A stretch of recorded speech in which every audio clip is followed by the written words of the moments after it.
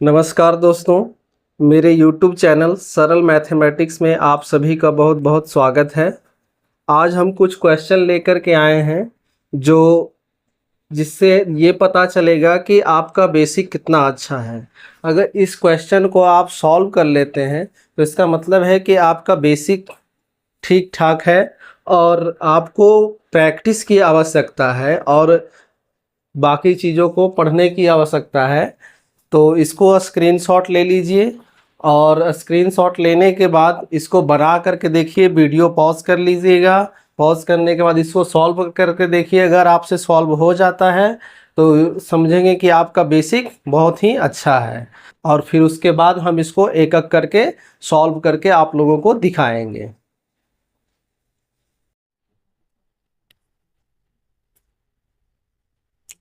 देखिए, आज का हमारा पहला क्वेश्चन है 2 + 2 इज डिवाइडेड बाई 4, यानी कि 2 + 2 / 4 इसका मान निकालना है हमको। तो हम लोग एक सरलीकरण का नियम होता है जिसको हम लोग क्या बोलते हैं, बोर्ड मास लॉ। यही बोर्ड मास लॉ अगर हमको याद है तो सिंप्लीफिकेशन यानी सरलीकरण का जितना भी क्वेश्चन है वो सब इसी पे आधारित होगा। तो इसका मतलब क्या होता है, B4 ब्रैकेट, यानी कि अगर हमको टर्म में ब्रैकेट दिखेगा तो पहले ब्रैकेट का काम करेंगे, फिर उसके बाद O4 ऑफ यानी का के क्रिया। अगर का के क्रिया दिखेगी तो हम लोग पहले उसका काम करेंगे। उसके बाद अगर डी से क्या हो गया, डिवाइड। अगर इन सब के बाद अगर ये दिखेगा डिवाइड तो पहले डिवाइड का काम करेंगे। उसके बाद M4 मल्टीप्लाई यानी कि गुना, A4 एडिशन यानी जोड़ और S4 सब्ट्रैक्शन यानी कि घटाव। तो सिंप्लीफिकेशन में कैसे चलते हैं हम लोग, सबसे पहले ब्रैकेट की क्रिया होती है, उसके बाद ऑफ की क्रिया होती है, उसके बाद ऑफ यानी का की क्रिया, का मतलब गुना होता है, डिवाइड का मतलब हो गया भाग, भाग की क्रिया, उसके बाद गुना आता है, तब जोड़ आता है और तब अंत में घटाव आता है। यानी कि इसी सीरियल वाइज से इसी टर्म को हमको फॉलो करते रहना है, सिंप्लीफिकेशन का क्वेश्चन हमारा सॉल्व हो जाएगा। तो यहाँ देख रहे हैं कि 2 + 2 इज डिवाइडेड बाई 4, यानी कि 2 + 2 / 4। तो इसको हम क्या करेंगे, सबसे पहले हम भाग का काम करेंगे ना, क्योंकि यहाँ देख रहे हैं बोर्ड मास्ला में पहले क्या आता है, पहले डिवाइड आता है उसके बाद एडिशन आता है। तो अब यहाँ पे देख लीजिए 2 + 2, इसको इस तरह से रहने देते हैं, और डिवाइडेड बाई 4 यानी भाग 4 को हम लोग लिख सकते हैं 1/4 हो गया। या फिर इसको ऐसे लिख सकते हैं, 2/4 को 2/4 लिख सकते हैं, तो 2 दूनी 4 हो गया। अब यहाँ देखिए तो 2 + 1/2। अब यहाँ देखिए कि 2 में आधा जोड़ेंगे तो कितना आएगा, 2.5 आ जाएगा, और 2.5 को क्या लिखते हैं, 5 का आधा लिखते हैं। यही हमारा क्या हो गया, आंसर हो गया। अगला क्वेश्चन है 412 डिवाइडेड बाई 4। अब 412 में 4 से भाग देंगे तो देखेंगे कि कितना आएगा। तो भाग का जो नियम है, प्रक्रिया है, उसको हम लोग अपनाते हैं। 4 इधर रखेंगे और 412 को भाग करेंगे। तो पहला अंक काटेंगे, 4 एकम 4 हो गया, इसको माइनस करेंगे, 4 में से 4 गया 0 हो गया, फिर ऊपर से एक अंक उतरेगा 1। अब चूंकि इसमें ऊपर से अंक उतारने के बाद भी इसमें 1 में तो भाग लगेगा नहीं, तो इसीलिए हम पहले क्या करेंगे, यहाँ 0 डालेंगे और उसके बाद 2 को नीचे उतारेंगे, और अब ये क्या हो गया, अब 12 हो गया। अब 4 तिया 12, अब ये माइनस कर लेंगे 0, यानी कि 412 में अगर हम 4 से भाग देंगे तो कितना आएगा, 103 आएगा। अगला क्वेश्चन कहता है हमारा कि 1296 का वर्गमूल निकालना है। तो 1296 का वर्गमूल निकालना है तो वर्गमूल निकालने की दो विधि होती है। एक होता है हमारा क्या, भाग विधि, और दूसरा क्या है हमारा, अभाज्य गुणनखंड विधि। अब इसमें क्या होता है, देखिए दोनों तरह से इसको निकाल लेते हैं। 1296 का पहले वर्गमूल हम निकालते हैं भाग विधि से। तो इसमें क्या करते हैं हम लोग कि सबसे पहले संख्याओं को दाहिनी ओर से दो दो अंकों का जोड़ा लगा लेते हैं। तो ये दाहिनी ओर से इधर चलेंगे तो ये 2 अंक हो गया और ये 2 अंक हो गया, ऊपर से जोड़ा लग गया। अब क्या करना है कि इसमें ध्यान देने वाली बात यह है कि आप जिस संख्या से भाग लगाएंगे भागफल भी उतना ही होना चाहिए। कहने का मतलब कि अगर 3 से लगा रहे हैं तो 3 से ही भाग लगाएंगे। जैसे मान लीजिए कि 3 से अगर लगाएंगे तो 3 तिया ही लगाएंगे, ना कि 3 चौके लगाएंगे, ठीक है। तो यहाँ से हम लोग लगाएंगे 3 तिया, तो 3 तियाई 9 हो गया, माइनस करेंगे कितना आएगा 4 आ गया, इसको ऊपर से नीचे उतारेंगे 96 आ गया। अब इसको क्या करना है कि 3 और 3 ये 6 जुट जाते हैं और इसके इधर का स्थान खाली रखते हैं। अब क्या करना है कि इस जगह पे हमको ऐसा अंक रखना है कि जिसको उतने से ही गुना भी करना है हमको। मान लीजिए कि अगर आप यहाँ 1 रखते हैं तो 1 से गुना करना पड़ेगा, अगर 2 रखते हैं तो 2 से ही गुना करना पड़ेगा, अगर 3 रखेंगे तो 3 से ही गुना करना पड़ेगा। तो अब कैसे हम समझेंगे कि क्या रखें, तो सबसे पहले देखेंगे कि इसका इकाई का अंक कितना है 6 है। अब कोई ऐसा अंक है जिसका वर्गमूल जो है, वर्गमूल में इकाई का अंक 6, वर्ग में जो है इकाई का अंक 6 आए। जैसे मान लीजिए 2 का वर्ग करते हैं तो 4 आता है, 3 का वर्ग करते हैं तो 9 आता है, 4 का वर्ग करेंगे तो 16 आएगा, ठीक है। 4 का वर्ग करेंगे तो 16 यानी इकाई का अंक 6 आ गया। तो अगर हम यहाँ 4 रखते हैं, 4 छक 24, इससे कम हो जाता है। तो आगे देखते हैं 5 भी नहीं होगा, 6।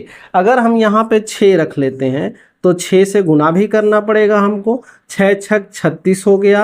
अब 6 छक 36, 36 और 3 कितना हो गया, सॉरी 6 छक 36 हो गया, 36 के 6 हाथ में रहा 3, और यहाँ पे क्या हो गया 6 छक 36 और 3 39। सॉरी यहाँ पे हम लोग 4 उतारे हैं ना, ये गलत हो गया, यहाँ 3 आएगा। अब देखिए इसको माइनस करेंगे तो ये सब क्या हो जाएगा 0 हो जाएगा। अब जो 6 लगाए हैं वो यहाँ 6 लिखना भी तो पड़ेगा। अब ये देखिए हमारा ये हो गया, हमारा ये वर्गमूल हो गया, और ये देखिए ये अब यहाँ इसको जोड़ेंगे तो 6 6 12 के 2 हाथ में रहा है 1 और 6 1 7, 72 हो गया। अब इस बात को याद रखना है कि जब भाग विधि में आप वर्गमूल निकालेंगे तो जो वर्गमूल आएगा और यहाँ जो संख्या आएगी वो वर्गमूल का दुगना होगा। इस बात को हमेशा याद रखना है। अब अगला क्या कहता है भाई, अभाज्य गुणनखंड विधि। तो अभाज्य गुणनखंड विधि में क्या होता है कि सबसे पहले हम संख्याओं का क्या निकालेंगे, अभाज्य गुणनखंड निकालेंगे। तो अभाज्य गुणनखंड निकालने के लिए क्या करेंगे भाई, अभाज्य गुणनखंड निकालने के लिए आपको पहले क्या करना पड़ेगा कि आपको विभाज्यता का नियम याद होना चाहिए। जैसे 2 से कौन सी संख्या विभाजित होगी उसका क्या नियम है, 3 से कौन सी संख्या विभाजित होगी उसका क्या नियम है, 4 वाले का क्या है, इस तरह से हम लोग देखेंगे। अगर ये याद रहेगा तो थोड़ा सा बहुत ही आसान हो जाएगा हमको किसी संख्या का अभाज्य गुणनखंड निकालना। तो अगर इसका हम अभाज्य गुणनखंड निकालेंगे तो मान लीजिए कि यहाँ पे 6 है, तो ये हमारा क्या हो जाएगा 2 से लग सकता है। तो 2 छक 12 हो गया, 2 चौके 8 हो गया, 2 अट्ठी 16 हो गया। फिर 2 से लगा सकते हैं, 2 तिया 6, 2 दूनी 4, 2 चौके 8, फिर 2 से लगा 2 एकम 2, 2 छक 12 और उसके बाद 2 दूनी 4, फिर 2 से लगा सकते हैं, 2 अट्ठी 16, 2 एकम 2। अब क्या हो गया, अब 2 से तो लगेगा नहीं। अब देख लीजिए अंकों का योगफल अगर 3 से विभाजित हो तो संख्या 3 से विभाजित होती है। तो 8 और 1 9, 9 में अगर 3 से डिवाइड करेंगे तो कट जाएगा, तो यानी कि 81 भी 3 से कटेगा। 27 तिया 81, 3 नमा 27, और फिर उसके बाद देखिए 3 तियाई 9। तो ये क्या आ गया हमारा 1296 का अभाज्य गुणनखंड आ गया। अब यहाँ देखिए 2 कितनी बार आया है, 4 बार। तो इसको लिखेंगे 2 के पावर 4 गुने 3 कितनी बार आया है, 4 बार। तो यहाँ लिखेंगे 3 के पावर 4। अब यहाँ देखिए तो इसीलिए अब अगर इसका वर्गमूल हमको निकालना हो 1296 का वर्गमूल, तो इधर भी रूट चढ़ेगा, 2 के पावर 4 गुने 3 के पावर 4। वर्गमूल का मतलब होता है कि पावर 1/2। तो इसका पावर 1/2 करेंगे तो सब क्या हो जाएगा, पावर आधा हो जाएगा। यहाँ 2 के पावर 2 हो गया और यहाँ कितना हो जाएगा, बाहर निकलेगा तो 3 के पावर 2 हो जाएगा। 2 के पावर 2 यानी 4 हो गया और 3 के पावर 2 यानी कि 9 हो गया और 9 चौके 36। यही हमारा आंसर हो गया। ठीक है, इसको देख लीजिए और समझ लीजिए अच्छे से। अब उसके बाद देखते हैं अगला क्वेश्चन क्या है। अगला क्वेश्चन है 729 का घनमूल निकालना है। तो 729 का घनमूल निकालना है तो इसको क्या करेंगे भाई, 729 का अभाज्य गुणनखंड निकाल लीजिए। अभाज्य गुणनखंड कैसे निकालेंगे आप जानते ही हैं। क्या करें हम, कितने से लगेगा, 7 और 2 9 हो गया, 9 9 18 हो गया। यानी कि संख्याओं में अंकों का योगफल अगर 3 से विभाजित हो तो संख्या भी 3 से विभाजित होगी। तो अब यहाँ से 3 से हम लोग लगाएंगे तो 3 दूनी 6, 3 चौके 12, 3 तिहाई 9, फिर 3 से लगाएंगे 3 8 24, 3 एकम 3, फिर 3 से लगाएंगे 27 तिया 81, फिर 3 से लगाएंगे तो 9 तिया 27, फिर 3 से लगाएंगे 3 तिहाई 9। यानी कि 729 का अभाज्य गुणनखंड आ गया 3 के पावर कितना, 1 2 3 4 5 6। तो इसीलिए इसका घनमूल जब हम लोग निकालेंगे, 729 का घनमूल निकालेंगे तो वर्गमूल में क्या होता था, पावर आधा करते थे। घनमूल में क्या करेंगे, पावर 1/3 कर दिया जाएगा। तो पावर आपका 3 के पावर 6 है। तो अब 3 के पावर 6 का अगर हम लोग घनमूल निकालेंगे तो ये कितना आ जाएगा, पावर 1/3 करेंगे तो 3 के पावर 2 हो जाएगा। क्योंकि 6 में अगर 3 से भाग देंगे तो कितना हो जाएगा, 2 आ जाएगा। तो 3 तिहाई 9, यही हमारा क्या हो गया, आंसर हो गया। यानी कि 729 का घनमूल कितना होगा, 9 होगा।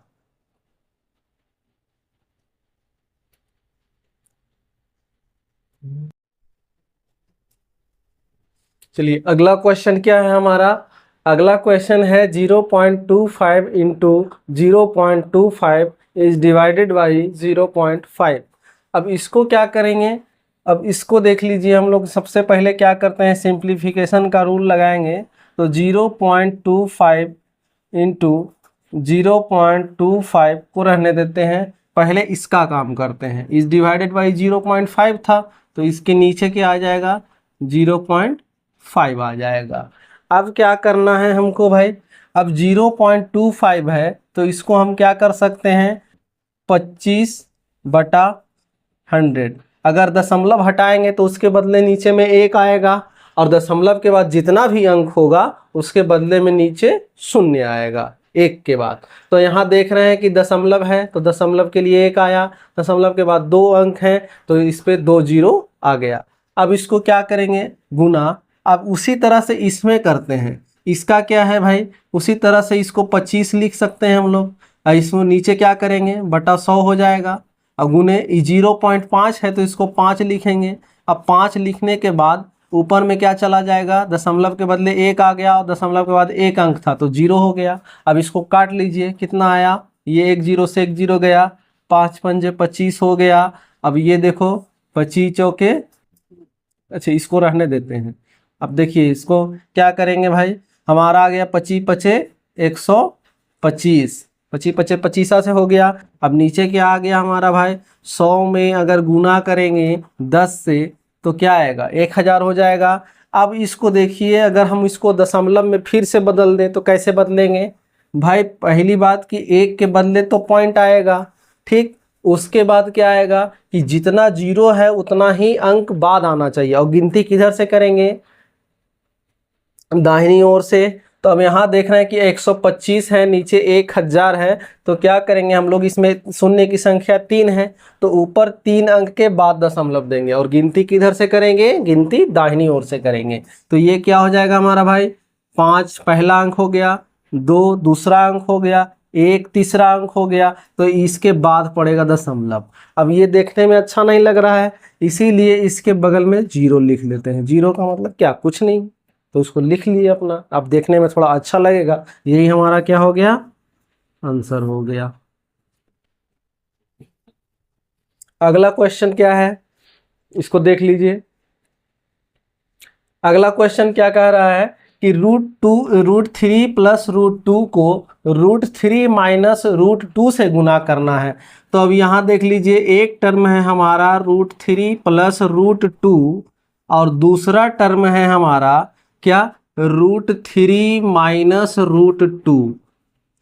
अब ये देख लीजिए इस तरह से है। अब इसको क्या करना है, दोनों टर्म को आपस में गुना करना है। तो बीच में कोई निशान नहीं है तो इसका मतलब है कि ये गुना हो गया। ये हमारे लिखने का तरीका हो गया। उचित शब्द में लिखा है, हम इसको शब्द को हटा करके संकेत में लिख दिए। अब इसका मतलब ये हो गया कि √3 प्लस √2 इंटू होल √3 माइनस √2, इस तरह से करना है। अब क्या है कि आपको गुना भाग करना होगा। तो एक हम लोग जैसे संख्याओं का तो गुणनफल हम लोग को पता रहता है, लेकिन अगर चिन्ह का गुणनफल हो देखा जाए तो कैसे होगा भाई। जैसे मान लीजिए कि अगर कोई पॉजिटिव संख्या को पॉजिटिव संख्या से गुना करेंगे तो आंसर भी पॉजिटिव आएगा। अगर किसी पॉजिटिव संख्या को नेगेटिव संख्या से गुना करेंगे तो क्या आ जाएगा, आंसर नेगेटिव आएगा। उसी तरह से अगर नेगेटिव संख्या को नेगेटिव संख्या से गुना करेंगे तो आंसर क्या होगा, पॉजिटिव हो जाएगा। उसी तरह से नेगेटिव संख्या को अगर पॉजिटिव संख्या से मल्टीप्लाई करेंगे तो यहाँ पे आंसर नेगेटिव आएगा। ये रूल हमेशा याद रखिएगा, ये मल्टीप्लिकेशन में बहुत काम आएगा और ख़ास करके अलजेब्रा में तो इसका और ही ज़्यादा उपयोग है। अब देखेंगे कि इसको गुना करेंगे तो भाई ये पूरे को हमको इस पूरे से गुना करना है। तो पहले इसमें क्या मिल रहा है, पहले √3 से गुना कर लेते हैं। सब में क्या है हमारा, √3 माइनस √2 हो गया। उसके बाद क्या है, प्लस √2 साइन के साथ लाइएगा, प्लस √2 से अब गुना करना है √3 माइनस √2 में। अब देखेंगे इसको गुना करेंगे। भाई देखिए √3 और √2 क्या है, एक अपरिमेय संख्या है। तो अपरिमेय संख्याओं को जोड़ने, घटाने, गुना और भाग करने के लिए एक अलग नियम है। अब जैसे देखिए √3 में अगर √3 से मल्टीप्लाई करेंगे तो √3 का स्क्वायर हो जाएगा और स्क्वायर से क्या हो जाएगा, रूट खत्म हो जाएगा। ये हमारा 3 हो गया। उसके बाद ये देखिए अगर कोई साइन इसके इधर नहीं है तो प्लस है, तो प्लस माइनस, यहाँ माइनस है तो पहले चिन्ह का गुना होगा उसके बाद संख्या का गुना होगा। तो प्लस गुने माइनस, देखिए प्लस गुने माइनस क्या आएगा, माइनस आएगा, तो माइनस करेंगे। अब देखिए √3 में √2 से अगर गुना करेंगे तो क्या आ जाएगा, ये रूट रह जाएगा, ज्यों का त्यों रह जाएगा और बाकी संख्या दोनों आपस में उसके अंदर गुना हो जाएगा। जैसे √2 इंटू √3 इसका मान हो जाएगा √6, अंदर वाला गुना हो जाएगा और रूट ज्यों का त्यों रह जाएगा। अब आगे चलते हैं। अब देखिए प्लस का साइन है तो प्लस देंगे, प्लस हो गया। अब क्या कह रहा है कि √2 को √3 से गुना करिए। तो √2 में अगर √3 से गुना करेंगे, ये भी प्लस है ये भी प्लस है तो प्लस प्लस प्लस हो गया। अब √2 में √3 से गुना करेंगे तो क्या आएगा, √6 आएगा। अब उसके बाद क्या है, प्लस गुने माइनस, प्लस गुने माइनस क्या होगा, माइनस होगा। अब उसके बाद √2 में अगर √2 से गुना करेंगे तो √2 का होल स्क्वायर हो जाएगा। अब √2 का स्क्वायर करेंगे तो स्क्वायर से क्या हो जाएगा, रूट कैंसिल हो जाएगा। अब क्या हो जाएगा हमारा यहाँ पे 2 बच जाएगा। अब क्या देख रहे हैं हम लोग भाई, माइनस √6 और प्लस √6 ये खत्म हो गया। अब क्या बच गया हमारा, यहाँ बच गया 3 और यहाँ बच गया -2। अब 3 में से 2 जाएगा तो कितना आएगा, 1। यही हमारा क्या हो जाएगा, आंसर हो जाएगा।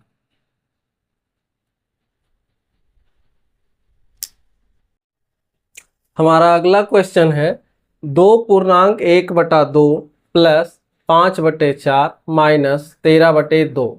अब इसको क्या सॉल्व करना है हमको भाई। ये भिन्न का जोड़ घटाव मिक्स करके दे दिया गया है। अब उससे पहले ये देखेंगे ये पूर्णांक में है, इसको भिन्न में बदल लेते हैं। तो पूर्णांक में से अगर भिन्न में बदलना होता है तो हम क्या करते हैं कि इसको करेंगे 2 दूनी 4 और 1 5, ऐसे होगा। 2 दूनी 4 और 1 5, 5 ऊपर लिख देंगे और 2 नीचे का नीचे ही रह जाएगा, ठीक है। उसके बाद क्या है, अगला टर्म है हमारा 5/4 माइनस 13/2। अब देख लीजिए सबसे पहला काम क्या करते हैं हम लोग भिन्न के जोड़ घटाव में, सबसे पहले हम लोग करते हैं हरों का लघुत्तम समावर्तक निकालते हैं। ऊपर वाले को अंश कहते हैं और नीचे वाले को हर कहते हैं। तो नीचे क्या है भाई, हर हमारा हो गया 2, 4 और 2। तो 2, 4 और 2, इसका क्या निकालना है हमको, एलसीएम निकालना है। तो 2, 4 और 2 इस तरह से रख के इसको लगा लेंगे। 2 से 2 एकम 2, 2 दूनी 4, 2 एकम 2, यानी कि एलसीएम कितना हो जाएगा, लसा हमारा आ गया 2 गुने 2, यानी कि 4। अब देखिए एलसीएम 4 आ गया, एलसीएम को नीचे लिख लेंगे। अब क्या करते हैं, एकदम आराम से स्टेप बाय स्टेप सारा काम करेंगे। पहले भिन्न के हर से एलसीएम में भाग देते हैं और जो भागफल आएगा उसको क्या करेंगे, अंश में गुना कर देंगे। तब यहाँ देखिए पहले भिन्न का जो हर है वो 2 है और एलसीएम 4 है। तो अगर 4 में 2 से भाग देंगे तो कितना आएगा, 2 आएगा। और ऊपर अंश कितना है भाई, 5, अंश में गुना कर दिए। आगे देखिए कौन सा साइन है, प्लस का, तो यहाँ प्लस लिखेंगे। अगर माइनस होता तो माइनस लिखते। अब क्या करेंगे, दूसरे भिन्न के हर से एलसीएम में भाग देंगे। तो दूसरे भिन्न का हर क्या है, 4 है, एलसीएम भी क्या आया था, 4 आया है। तो अब क्या करेंगे, 4 में 4 से भाग देंगे तो कितना आएगा भागफल, 1 आएगा। तो 1 ऊपर चला जाएगा, गुना हो जाएगा अंश में गुना हो गया। अब आगे देखेंगे क्या है भाई, माइनस है तो माइनस लिख लेते हैं, प्लस होता तो प्लस लिखते। अब क्या है, अब इस भिन्न का हर कितना है, 2, एलसीएम कितना आया, 4। अब 2 से 4 में भाग दीजिए, कितना आएगा भागफल, 2। और उसको क्या करेंगे, ऊपर मल्टीप्लाई कर देंगे अंश से। अब देखेंगे क्या आ गया भाई हमारा, 2 पचे 10 प्लस 5 एकम 5 माइनस 13 दूनी 26 बटा 4। अब देखिए तो क्या आ गया, 10 और 5 15 हो गया, पॉजिटिव वाला नंबर सब एक साथ कर लिए। उसके बाद ये माइनस में क्या हो गया, 26 हो गया बटे 4। अब देखिए 15 माइनस 26 करेंगे तो कितना आएगा। सबसे पहले देखिए कि यहाँ में 15 छोटा है और 26 बड़ा है। तो जो बड़ा होता है उसी का साइन हम लोग आगे लिख लेते हैं। तो 26 बड़ा है और उसका चिन्ह क्या है, माइनस है, तो यहाँ माइनस लिख लिए। ठीक, अब बाकी हम लोग 15 में से 26 नहीं घटा सकते हैं, तो 26 में से 15 घटाएंगे, कितना आएगा भाई, 26 में से अगर 15 घटा देंगे तो कितना आएगा, 9 आ जाएगा। सॉरी 11 हो जाएगा। तो -11 बटे 4 ये हमारा आंसर हो जाएगा। अगर मान लीजिए इसको फिर से हमको पूर्णांक में बदलना हो तो कैसे बदलेंगे भाई, माइनस आगे रहेगा ही रहेगा, उसके बाद क्या होगा, 4 दूनी 8, 2 मरतबे लगेगा, भागफल को यहाँ लिखेंगे और शेष को कहाँ लिखेंगे, अंश में लिखेंगे। तो शेष कितना बचेगा, 4 दूनी 8 लगा दिए तो 3 बचा शेष, 3 को यहाँ लिखेंगे और बटे 4 करेंगे, यही हमारा आंसर हो गया।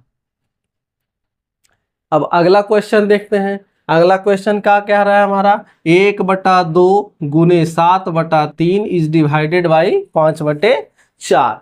तो भाई ये देख रहे हैं हम लोग क्वेश्चन किसका है, बोडमासला का है। तो सबसे पहले हम लोग क्या करेंगे, गुना और भाग है तो गुना भाग में सबसे पहले क्या करेंगे, पहले भाग की क्रिया करेंगे। तो यहाँ 1/2 गुने 7/3, अब भाग है तो इसको गुना में अगर हम बदलेंगे तो क्या हो जाएगा, अंक उलट जाएगा, भिन्न क्या हो जाएगा, उल्टा हो जाएगा। जो अंश है वो हर हो जाएगा, हर है वो अंश हो जाएगा। तो अब यहाँ देख रहे हैं कि 4 ऊपर चला जाएगा और 5 नीचे आ जाएगा। अब देखिए सब गुना में हो गया। अब यहाँ से देखिए तो 2 दूने 4, अब क्या हो गया, अब कोई कटेगा नहीं, तो 7 दूनी 14 और नीचे क्या आ जाएगा हमारा भाई, 3 पचे 15, यही हमारा आंसर हो गया।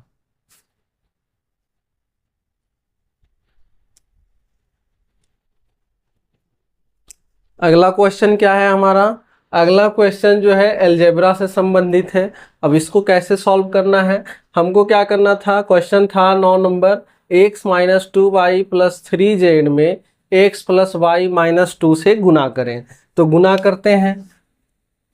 अब देख लीजिए इसको भाई, सबसे पहले x से गुना करेंगे, किस में, पूरे टर्म में, x plus Y minus two. उसके बाद करेंगे -2y से, किस में, x plus Y minus two. उसके बाद क्या आ जाएगा, +3z, +3z क्या हो गया, x plus Y minus two. अब सबको गुना करिए। अब यहाँ देखिए ये प्लस है, ये भी प्लस है, तो प्लस प्लस प्लस ही रहेगा। अब चूंकि शुरू में लिख रहे हैं तो इसके आगे साइन लगाने की आवश्यकता है नहीं, तो x में x से गुना करेंगे, एक्स स्क्वायर हो गया। अब देखिए प्लस प्लस प्लस, ये इसको माइंड में हमेशा रखेंगे, प्लस गुने प्लस बराबर प्लस, प्लस गुने माइनस बराबर माइनस, माइनस गुने माइनस बराबर प्लस, माइनस गुने प्लस बराबर माइनस। इस चीज़ को हमेशा याद रखेंगे। अब देखिए तो प्लस प्लस प्लस हो गया, एक्स में वाई से गुना करेंगे तो एक्स वाई होगा। अब यहाँ देख लीजिए, यहाँ क्या है, प्लस है, ये माइनस है, तो माइनस हो गया। अब x में 2 से गुना करेंगे तो 2x हो जाएगा। ठीक है। अब देखिए अगला टर्म क्या है, माइनस प्लस माइनस, 2 में बाई 2 में x से गुना करेंगे तो क्या आ जाएगा, 2/x होगा। लेकिन इसको सजा के अगर लिखा जाए तो 2xy लिख सकते हैं, पहले x को फिर y को। उसके बाद आ गया माइनस प्लस माइनस। अब देखिए तो 2y में अगर बाई से गुना करेंगे तो क्या आएगा हमारा भाई, माइनस प्लस माइनस हो ही गया। अब 2 से 2 का 2 रह गया, अब बाई का बाई से गुना होगा तो बाई स्क्वायर हो जाएगा। अब यहाँ -2 है तो माइनस माइनस प्लस हो गया। अब देख लीजिए 2y में -2 से अगर मल्टीप्लाई करेंगे तो कितना आ जाएगा, प्लस 2 दूनी 4y हो जाएगा। अब उसके बाद अगला टर्म +3z है, अब उससे मल्टीप्लाई करेंगे तो प्लस प्लस प्लस 3z में x से गुना करेंगे तो 3xz लिख सकते हैं। अब प्लस प्लस प्लस 3yz, उसके बाद प्लस माइनस माइनस 3 दूना 6z हो गया। अब इसको देखेंगे भाई, जो एक जाति का है उसको एक साथ कर लेते हैं, और या तो फिर जिसका जिसका घात ज़्यादा होगा उसको आगे लिख लेंगे, सजा लेते हैं थोड़ा सा। अब देखिए एक्स वाई वाला टर्म कहीं पे दिख रहा है, ये दिख रहा है एक्स स्क्वायर, घात जिसका ज़्यादा है उसको आगे लिखेंगे एक्स स्क्वायर।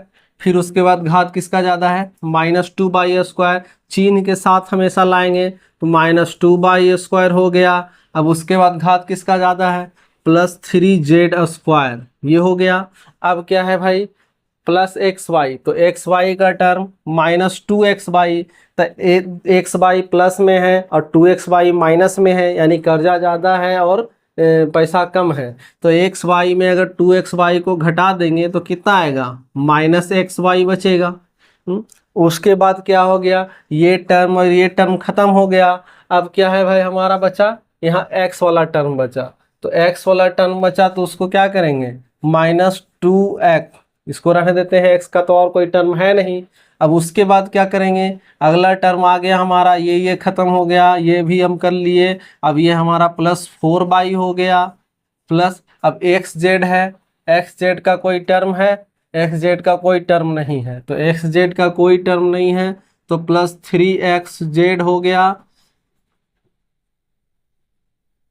और ये हो जाएगा हमारा क्या, +3yz और -6z। अब इसको थोड़ा सजा लेते हैं, सजाएंगे कैसे भाई, जो जिसका घात ज़्यादा है उसको आगे लिख लेते हैं, x² -2y² +3z²।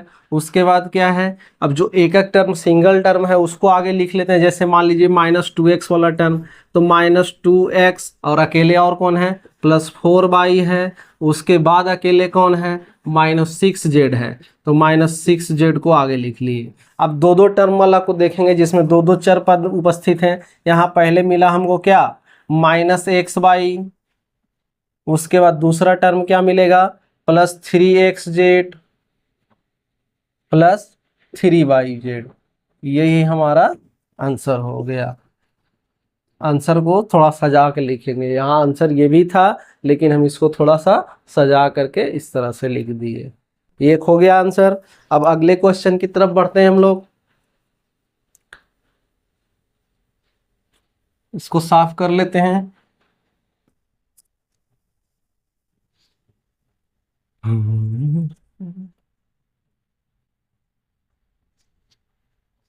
चलिए अगला क्वेश्चन क्या कह रहा है हमारा, 2x² माइनस 4x प्लस 3 में x+1 से भाग देना है।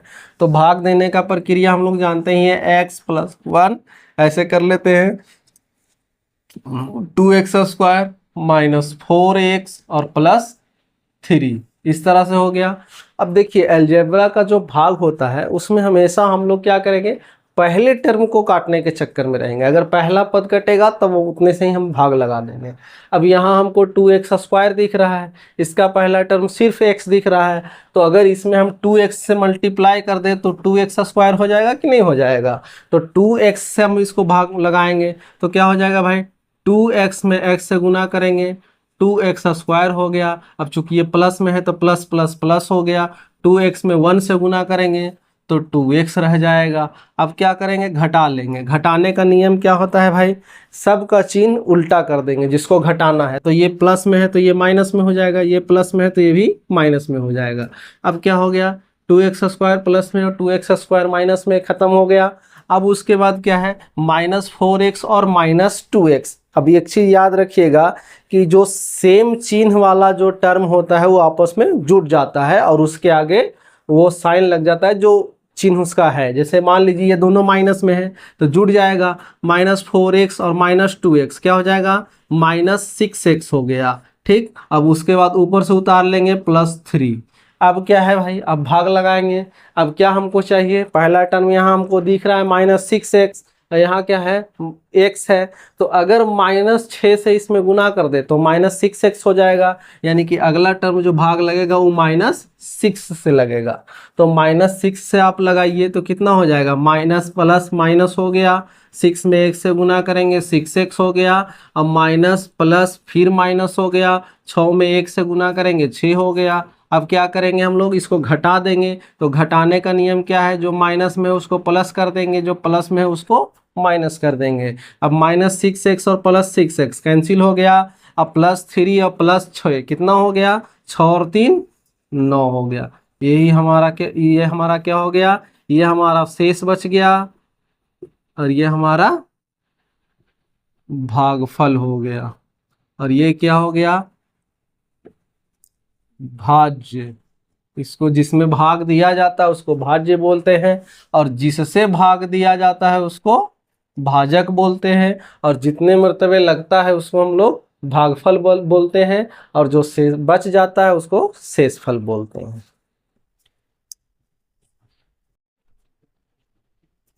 अगला क्वेश्चन क्या है हमारा, √3 का मान निकालना है दशमलव के 3 स्थानों तक। तो √3 का मान अगर दशमलव के 3 स्थानों तक निकालना है तो क्या करेंगे, 3 दशमलव दे करके 3 जोड़ा 0 बैठाएंगे, इसके ऊपर बैठा लिए। अब उसके बाद क्या करेंगे, भाग विधि से इसका निकाल लीजिए आप वर्गमूल।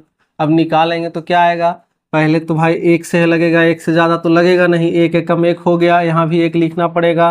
3 में से 2 1 गया, कितना आया 2 दशमलव। अब यहाँ देख लीजिए ऊपर से 0 उतारेंगे तो कितना हो जाएगा हमारा भाई, 1 और 1 यहाँ 2 हो गया।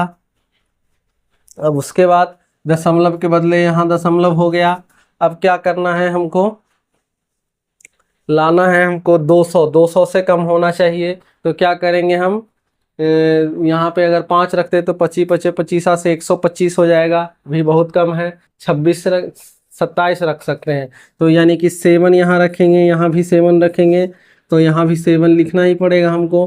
तो 7 सत्ते 49 के 9 हो गया, 7 दूनी 14, 14 और 4 14 4 18 हो गया। अब इसको माइनस कर लेते हैं हम लोग, तो कितना आएगा, 10 में से 9 गया 1 हो गया, उसके बाद 9 में से 8 गया 1 हो गया, 11 बच गया।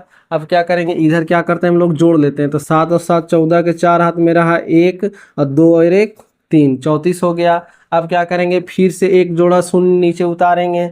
अब एक जोड़ा नीचे शून्य उतर गया तो उसके बाद क्या करेंगे हम लोग भाई, अब देखिए यहाँ पे कैसा अंक रखना है, जितना रखेंगे उतने से गुना भी करना पड़ेगा। तो हम लोग क्या रख सकते हैं, 2 रखेंगे तो 2 तिया 6, 600 होगा, 3 रखेंगे तो 3 तिया 9, 900 हो जाएगा, यानी कि 3 रखा सकता है। 3 तो 3 यहाँ रखेंगे तो 3 यहाँ भी लिखना पड़ेगा। अब उसके बाद 3 तिहाई 9 हो गया, 3 चौके 12 के 2 हाथ में रहा 1, 3 तिहाई 9 और 1 10, माइनस करेंगे तो कितना आएगा, 10 में से 9 गया 1 हो गया। उसके बाद 8 9 में से 2 गया तो 7 हो गया। उसके बाद यहाँ देखेंगे 10 में से 10 गया 0 हो गया। अब इसको जोड़ेंगे तो क्या हो गया, 3 3 6 हो गया, 4 का 4 हो गया और 3 का 3 हो गया। अब क्या करना है हमको, अगला 0 उतार लेंगे। अब देखिए इसको क्या करना है, अगर मान लीजिए 346 है, यहाँ पे कोई अंक अगर हम रखते हैं 1 रखेंगे तो 3461 हो जाएगा।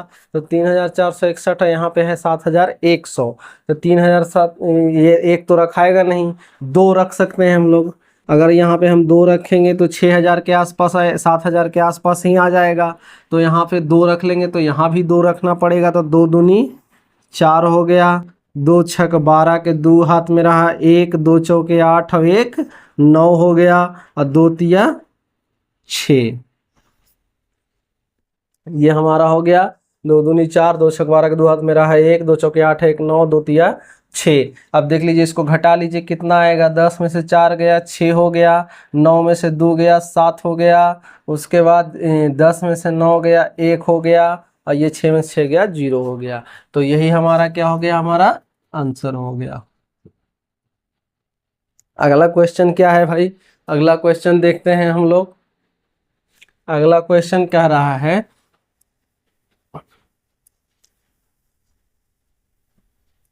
12.255 पर रेकरिंग दिया हुआ है।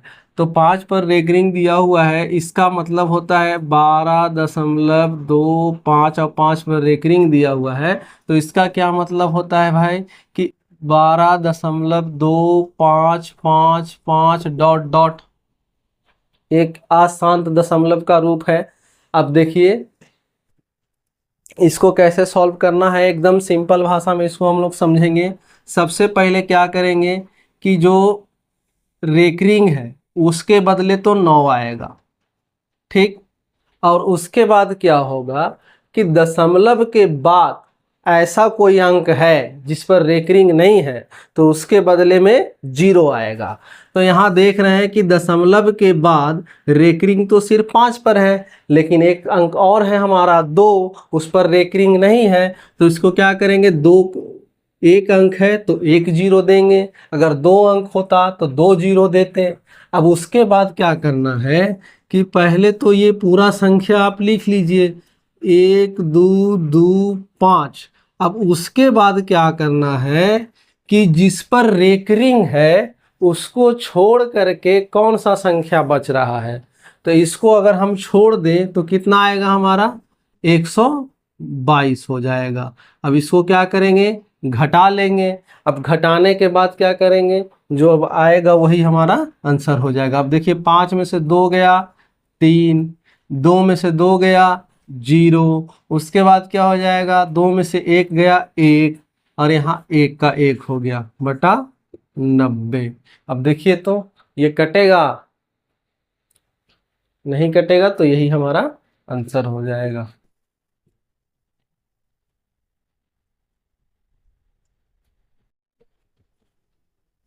नेक्स्ट क्वेश्चन क्या है हमारा, 2x minus 3 is equal to 1/2, और इसमें क्या करना है, हमको x का वैल्यू निकालना है। तो ये क्या है, x एक प्रकार का समीकरण दिया हुआ है और इससे हमको x का वैल्यू निकालना है। तो क्या करेंगे भाई, समीकरण सॉल्व करने का सिंपल सबसे बढ़िया तरीका क्या होता है कि आप चर पद को एक तरफ और अचर पद को एक तरफ करते जाएंगे, लास्ट में आपका इक्वेशन सॉल्व हो जाएगा, समीकरण सॉल्व हो जाएगा। अब क्या करेंगे, चर पद कौन सा होता है, जो ए बी सी डी या एक्स वाई जेड या जो भी टर्म आपको दिख रहा है ए बी सी डी वाला, वो चर पद वाला हो गया, और जो नंबर दिख रहा है वो अचर पद हो गया। तो अचर पद को बराबर के दाहिने साइड कर लेंगे और चर पद को बराबर के बाएं साइड रखेंगे। अब यहाँ देखेंगे हम लोग क्या है भाई, 2x तो हमारा चर पद है, तो 2x को एक तरफ कर लिया, ठीक। उसके बाद क्या किए, -3 था तो इसको इधर भेज देंगे क्योंकि ये अचर पद है। तो अगर ये इधर माइनस में है तो बराबर के उस साइड जाएगा तो प्लस में हो जाएगा, अगर इधर प्लस में होता तो उधर जाके माइनस हो जाता, अगर इधर गुना में होता तो उधर जाके भाग हो जाता, अगर इधर भाग होता तो बराबर के उस साइड जाने के बाद गुना हो जाता। तो ये समीकरण का रूल है। अब देख लीजिए कि -3 को इधर अगर भेज देंगे तो ये +3 हो जाएगा। अब यहाँ से क्या आ गया हमारा भाई, 2x बराबर ये 1/2 का मतलब क्या होता है कि 1 को अगर 2 भाग में बांट देंगे तो आधा हो जाएगा, तो आधा और 3 जोड़ेंगे तो 3.5 हो जाएगा, और 3.5 क्या होता है, 7 का आधा होता है। तो इसको हम लोग क्या कर लिख सकते हैं, इसका फाइनल आंसर होगा 7/2। अब क्या करना है, यहाँ से x बराबर, अब इसमें देखिए 2x है, अब 2x में क्या है भाई, चर पद कौन सा है, x है, अचर पद कौन है, 2 है। अब ये दोनों क्या है, आपस में गुना हो रहा है, तो 2 को अगर उधर भेजेंगे तो भाग हो जाएगा, यानी कि क्या हो जाएगा 7/2 और बटा 2, तो क्या हो जाएगा 7/4। ये हमारा हो गया आंसर। अगला क्वेश्चन देखेंगे हम लोग। अगला क्वेश्चन क्या है हमारा, 225 और 75 का मसा निकालना है। तो मसा निकालने के लिए दो विधि हैं, पहला भाग विधि और दूसरा अभाज्य गुणनखंड विधि। तो भाग विधि में हम लोग क्या करते हैं कि छोटी संख्या से बड़ी संख्या में भाग लगाते हैं। तो छोटा क्या है 75 है, बड़ा क्या है 225 है, तो 75 में 225 से भाग देते हैं तो क्या हो जाएगा, 3 मरतबे लगेगा 225, यहाँ माइनस करेंगे ये 0 आ जाएगा। तो जिस समय शेषफल 0 हो जाए उस समय जो आपका भाजक होता है वो क्या हो जाएगा, मसा हो जाएगा, यानी कि 75 और 225 का मसा क्या हो गया, 75 ही हो गया। अब इसको अभाज्य गुणनखंड विधि से निकालते हैं। तो 225 का पहले हम लोग क्या करेंगे, अभाज्य गुणनखंड निकालेंगे। तो अभाज्य गुणनखंड निकालेंगे तो 5 से 5 चौके 20 हो गया, 5 पचे 25 हो गया, 5 नवा 45 हो गया, और 3 तिहाई 9 हो गया, यानी कि 225 का अभाज्य गुणनखंड हो गया 5 गुने 5 गुने 3 गुने 3। अब उसी तरह से क्या करेंगे, 75 का भी निकाल लेंगे। तो 75 का अभाज्य गुणनखंड हम लोग निकालते हैं तो क्या आएगा भाई, 5 से 15 पचे 75, फिर 5 से 5 तिया 15। ठीक है, अब देख लीजिए 75 का क्या आ गया हमारा अभाज्य गुणनखंड, 5 गुने 5 गुने 3। तो इसलिए मसा क्या हो जाएगा भाई, मसा कैसे निकलता है, जो जो टर्म मिल रहा है, यानी जो अभाज्य गुणनखंड में जो जो पद मिल रहा है उसको हम लोग लिख लेंगे। तो 5 इसमें भी है, 1 5 1 5, इसमें भी 2 5 है, इसमें भी 2 5 है, तो 2 5 हो गया, 2 को 5 मिल रहा है और 1 3 मिल रहा है। अब मल्टीप्लाई करेंगे, 5 पचे 25 और 25 तिया 75, तो ये हमारा क्या हो गया, मसा हो गया।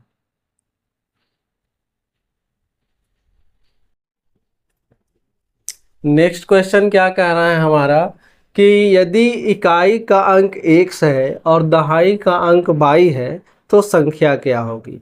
तो सबसे पहले हम लोग पूछते हैं, 6 क्लास में हम लोग पढ़े थे, एक क्वेश्चन आता था विस्तार से लिखें। जैसे मान लीजिए अगर 2 अंक का कोई संख्या लिखा हुआ है 25, तो इसको अगर विस्तार से लिखना होता था तो हम लोग क्या करते थे, इसको पहले दहा के देख लेते थे, इकाई दहाई। तो इकाई के स्थान पर 5 है और दहाई के स्थान पर 2 है। तो दहाई के स्थान वाले अंक में हम क्या करते थे, 10 से गुना। तो 2 में अगर 10 से गुना कर देंगे तो 20 प्लस, और इकाई वाला में क्या करते थे 1 से गुना, तो 5 एकम 5। तो इसको विस्तार से अगर लिखेंगे तो 20 प्लस 5। उसी तरह से अब क्या कह रहा है भाई कि इकाई का अंक x है और दहाई का अंक y है तो संख्या क्या होगी। तो संख्या होगी हमारा क्या, दहाई के अंक में 10 से गुना करेंगे और इकाई के अंक में 1 से गुना करेंगे। तो x में अगर 1 से गुना करेंगे तो 1 रह जाए, x रह जाएगा। उसी तरह से y है दहाई का अंक, तो दहाई के अंक में 10 से गुना करेंगे, यानी y में 10 से गुना करेंगे तो 10y हो जाएगा। और संख्या कैसे बनता है, दोनों को जोड़ने पर, तो इसीलिए संख्या हमारा क्या हो जाएगा, x + 10y हो जाएगा। तो ये आज का क्वेश्चन था। आज का जो भी क्वेश्चन हम दिए थे वो आप लोगों के बेसिक को जांच करने के लिए दिया गया था, और इसको मैंने सॉल्व करके भी दिखा दिया, और थोड़ा सा विस्तार से नहीं, शॉर्ट में ही सॉल्व करने का कोशिश किए हैं, क्योंकि वीडियो बहुत ज़्यादा ही लंबा हो जाता। विस्तार से इसको पढ़ेंगे, one by one her class में हम इसको अच्छे तरीके से समझाएंगे। जो भी आपका जो भी आप देखे हैं क्वेश्चन, जो मतलब बेसिक का जितना भी टॉपिक होता है, उस सब टॉपिक को हम क्या करेंगे, काफ़ी विस्तार से और अच्छे ढंग से समझाने की कोशिश करेंगे। इसलिए हमारे चैनल पे बने रहिएगा, हमारे चैनल को सब्सक्राइब कर लीजिए, ताकि हम जो भी वीडियो बनाएं वो आप लोगों तक पहुंच सके। और जो भी क्वेश्चन आप लोगों को पूछना हो वो कमेंट बॉक्स में छोड़ दीजिए, हम उसको सॉल्व कर देंगे, अगले दिन उस पर वीडियो बना देंगे। धन्यवाद।